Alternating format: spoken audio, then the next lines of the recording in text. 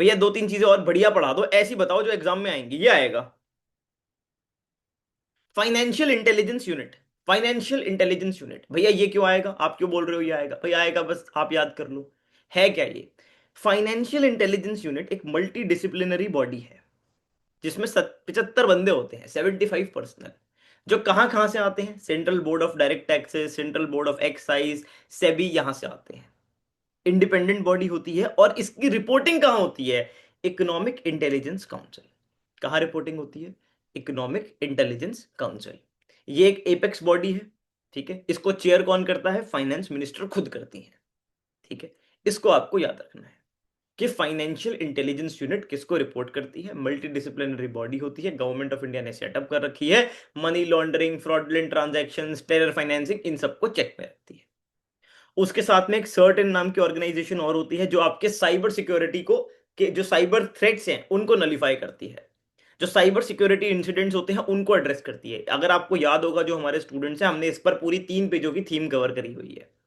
It comes under the ministry of electronics and information technology, government of India. This is about the certain and financial intelligence unit. ठीक है भैया, ये बात भी समझ आती है, अभी तक तो कोई दिक्कत आई नहीं है। ये भैया एक ऐसा सवाल है जिसको भैया आप कह सकते हो स्टैटिक का क्वेश्चन है, बट ये अब करंट अफेयर का बड़ा इंपॉर्टेंट पार्ट बन गया था और ये एग्जाम में आएगा। शर्त लगा लो भैया, आएगा? लगा ली, चलो लगाई थी, आज लगाई ली। Goods and service tax appellate tribunal, GSTAT, statutory body है under the central goods services act. याद रखना है, अभी अभी इसका फॉर्मल लॉन्च हुआ है। क्या बात है! जीएसटी डिस्प्यूट रेजोल्यूशन के लिए जो अपीलेट ट्रिब्यूनल है वो आपने सेटअप करा दिया है, ठीक है जी। बहुत बढ़िया। It obviously appellate tribunal, tribunal है तो अपीयर्स हील करेगा, अपील्स हियर करेगा, है ना। अगर अपीलेट ट्रिब्यूनल है तो जो अपील्स हैं उनको हियर करेगा। इसका प्रिंसिपल बेंच दिल्ली में है और 31 स्टेट बेंचेस भी हैं नेशन वाइड।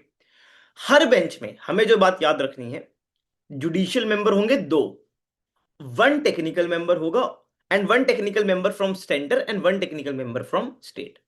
दो जुडिशियल मेंबर, दो टेक्निकल मेंबर, एक सेंटर से, एक स्टेट से। और एक इनका ई कोर्ट्स पोर्टल है, ई कोर्ट्स पोर्टल, जो जीएसटीएन ने डेवलप करा है, ठीक है। Developed by GSTN in collaboration with NIC, National Informatics Centre, enables online filing of appeals, case tracking, virtual hearing वगैरह वगैरह। जो सारा आपका प्रोसेस होगा वो ई कोर्ट्स पोर्टल के थ्रू होगा। वैसे तो मैं कहूंगा आप एक बार जीएसटी के बारे में, जीएसटी अथॉरिटी के बारे में पढ़ के जाना ही जाना। जीएसटी पे क्वेश्चन दिख सकता है, खास करके जीएसटी एट पे एक स्टेटमेंट हो सकती है, अपीलेट ट्रिब्यूनल पे कोई एक स्टेटमेंट दिखेगी आपको किसी एक क्वेश्चन में। तो वहां पर आपको ध्यान रखना है, हो सकता है ये पूछें कि उसमें जुडिशियल और टेक्निकल मेंबर दोनों होते हैं। हो सकता है ये पूछें कि वो एक स्टैट्यूटरी बॉडी है।